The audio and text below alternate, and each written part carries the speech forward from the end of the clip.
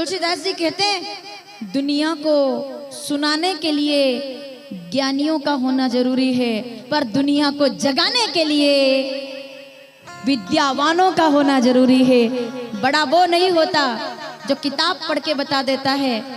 अरे माताओं, एक बुजुर्ग दादी भी, मैं चैलेंज करके कह सकती हूँ, एक जितनी बुजुर्ग माताएं बैठी हैं, आज के विद्यालय में पढ़े लिखे बच्चों से ज्यादा तारों का अच्छा गणित ज्ञान उन दादियों के पास होगा जो यहाँ पर बैठी है, जिन्होंने कभी विद्यालय भी नहीं देखा होगा। वो आसमान में देख करके टाइम बता देती थी कि 12:05 हुए हैं, उसको विद्यावान कहते हैं। अनुभव तो मैं सिखाने के लिए ज्ञान जरूरी है और जागृत करने के लिए नहीं। अगर अब भी नहीं समझ में आया तो फिर बोलती हूँ, एक फूंक जरूरी है जो आपको जागृत कर दे। अंगारे होते हैं कई बार, लेकिन उस पर राख जम जाती है तो माचिस नहीं बतानी पड़ती। बताइए क्या करना पड़ता है? चूल्हा लगभग सभी ने जलाया हुआ है, एक जिससे फूंक लगाई जाती है।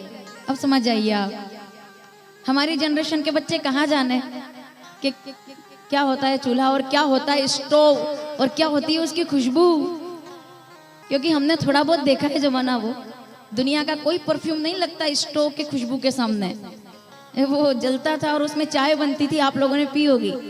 आज का गैस उसका मुकाबला नहीं कर सकता। वो बत्तियां 10-12 जितनी भी होती थी उसमें, फिर वो ऐसे करके खट्ट करके ऊपर, और फिर और वो चिमने की खुशबू घरों के आंगन में, सादगी के साथ उजाला करने की तकनीक।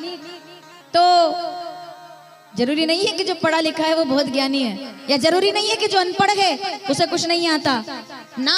इसका प्रमाण है हमारे सामने। क्या बात है, आप सुनेंगे कथा के। अब देखो, केवल 7 दिन में कितना भी बोलूंगी ना, मुझे पता है आप लोगों की शिकायत भजन को लेकर के आ सकती है। भजन प्रेमी लोग भी हो सकते हैं यहाँ जिनकी भजन की इच्छा भी रहेगी, मैं कोशिश भी करूंगी। लेकिन 7 दिन है और कथा अथाह है जो मुझे आपको अनवरत भी सुनानी पड़ सकती है। एक ज्ञानी व्यक्ति, चलिए जल्दी से नाम बताइए, मैं भूल गई किसकी बात चल रही है। एक ज्ञानी व्यक्ति रावण की तरह राम जी को जान ना पाया, और एक अनुभवी व्यक्ति जो निशाच से कहता है कि मैं इनका मर्म जानता हूँ। याद करो कौन सा प्रसंग है।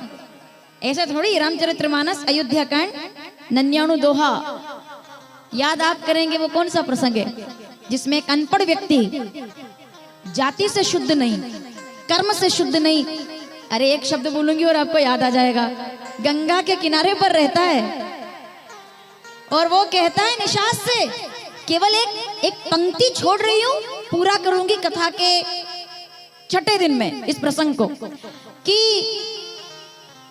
तुम जानते नहीं हो ये कौन है? उसने कहा नहीं जानता तो पार लगा देता, दिक्कत यह है कि सब जानता हूं इनके बारे में। बोले तू तो अनपढ़ है। तो क्या कहा उसने कि वेदों को जानने के लिए ज्ञानी बनना पड़ता है, राम जी को जानने के लिए समर्पित बनना पड़ता है। मैं राम जी को अच्छे से जानता हूँ। सुनी केवट के छोड़ रही हूँ इस प्रसंग को आगे सुनाने के लिए। रामचरितमानस अयोध्या कांड 99 दोहा। सुनी केवट के बेन प्रेम लपेटे अटपटे, भेसे करुणा एन चितई जानकी लखन तना। क्यों हंसे, कैसे हंसे, क्या क्या हुआ, कैसे पार गए, उसके लिए आपको 6ठे दिन तक हमारे साथ चलना पड़ेगा। तो समझ में आया आपको?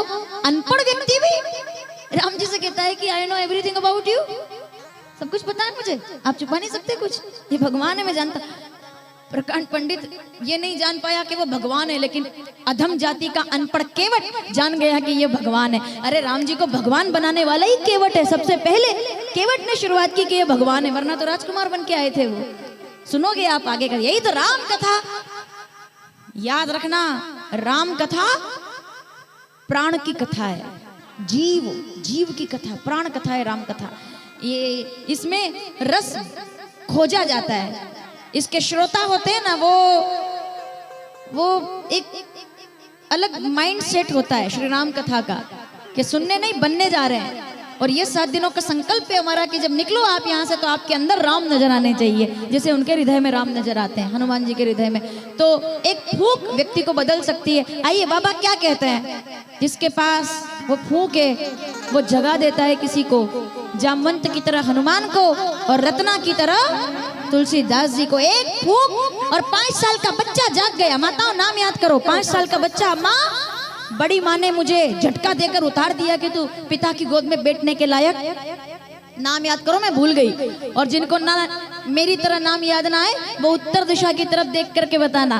5 साल का बच्चा, फूंक किसको कहते हैं? कौन है? माता सुनीति। माता का नाम मुझे याद है, बच्चे का मैं भूल गई हूँ। कौन है पिता? राजा उत्तानपाद। पिता का नाम मुझे याद है, राजकुमार का मैं भूल गई, वो मैं आपसे पूछूंगी। 5 साल का बच्चा कहता है माँ। बड़ी माँ कहती है, पीछे तक बैठे लोग सावधान, आपकी एक फूंक आपके बच्चे को आंखों के तारे से, आंखों का तारा, उत्तर दिशा का तारा बना सकता है। कब? एक फूंक। और 5 साल का बच्चा कहता है माँ। माताओं, श्रीमद् भागवत कथा, भागवत चतुर्थ स्कंद, क्या बात है। 5 साल का बच्चा कहता है माँ, मुझे पिता की गोद में नहीं बिठाया गया क्योंकि तू इसके लायक नहीं है। जो बुजुर्ग लोग पीछे बैठे हैं जवाब दीजिएगा, क्या कहा सुनीति ने? ठीक कहती है सुरुचि रानी, बड़ी माता ठीक कहती है कि तू पिता की गोद में बैठने के लायक नहीं है। तो 5 साल का बच्चा कहता है मैं मर जाऊंगा अगर ऐसा है तो सुनीति उस जल की धारा को विनाश नहीं, समाज के प्रकाश की तरफ मोड़ते हुए कहती है कि वो ठीक कहती है, वो ठीक कहती है कि तू पिता की गोद में बैठने के लायक नहीं है, क्योंकि मेरे बच्चे तू तो परम पिता परमेश्वर की गोदी में बैठने के लायक है। तू वो बच्चा है जो एक, अरे तेरी संभावनाएं कितनी है, तू कितनी संभावनाओं से भरा हुआ है, ये केवल माँ जानती है। मैं तो कहती हूँ बच्चा ध्रुव, माताओं नाम याद, जल्दी से नाम बताओ।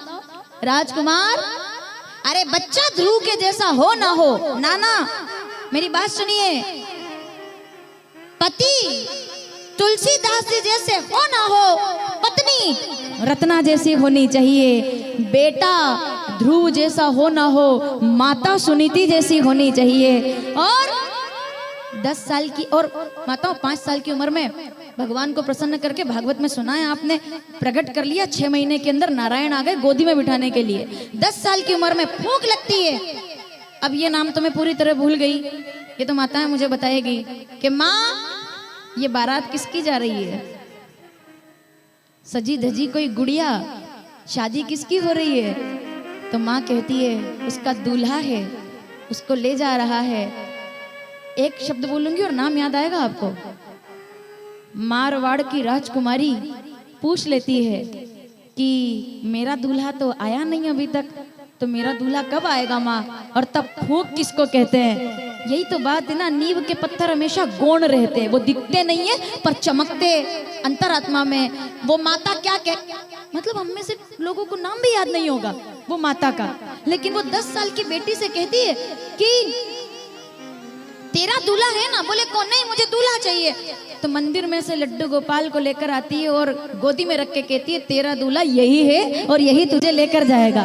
क्या बात है, इसको फूंक कहते हैं साहब। परिवर्तन, परिवर्तन 7-7 घंटे के अर्चन से नहीं होता, परिवर्तन वेदों के ज्ञान से भी कभी कभी नहीं होता, लेकिन परिवर्तन एक शब्द से हो जाता है। बिना प्रमाण के नहीं बोलूंगी। रामचरितमानस उत्तरकांड 61वां दोहा, मुनि दुर्लभ हरि भगति नर पावई बिनई प्रयास, जे यह कथा निरंतर सुने माने विश्वास। ये कथा कहती है कि 10 साल की वो राजकुमारी कहती है कि मेरा दूल्हा, मेरे तो शादी हो गई, राणा जी लेकर जा रहे, बारात साथ में जा रही है, और वो कहती है कि मेरा दूल्हा कहाँ है? माँ कहती है यही तो दूल्हा है। बोले नहीं वो वाला, असली वाला, ये तो फर्जी है, ये नहीं चाहिए, नकली है, वैलिड नहीं है, ये वैलिड नहीं है, दूल्हा कहाँ है? अरे कौन सा दूल्हा? तब वो कहती है मेरे तो और न जाके सिर पर मोर मुकुट वो मेरा दूल्हा कहाँ है? और तब माताओं नाम याद करना जरा। महलों में पली, पूरा पंडाल एक साथ बोलेगा, महलों में पली बन के जोगन चली, वो तो सागर में सरिता समाने लगी, बेटी संतों के संग रंगी मोहन के रंग, वो तो प्रेमी प्रीतम को मनाने लगी, वो तो गली गली गली हरि गुण गाने लगी। पूरा पंडाल एक साथ, ऐसी लागी लगन। अभी आवाज आई नहीं। राणा ने विष दिया मानो अमृत पिया, बिना जहर पिए कोई कैसे बन सकता है मीरा? राणा ने विष दिया मानो अमृत पिया। वो तो प्रेमी प्रीतम को मनाने लगी, दुख लाखों सहे फिर भी मुख से गोविंद कहे। वो तो सागर में सरिता समाने लगी, वो तो गली गली गली हरि गुण गाने लगी। आखिरी मौका है, नाम बताइए, मैं फिर भूल गई। ऐसी लागी लगन, वो तो क्या बात है मीरा। आप समझ रहे हैं मैं क्या कहना चाहती हूँ? जागने वाले से जगाने वाला हमेशा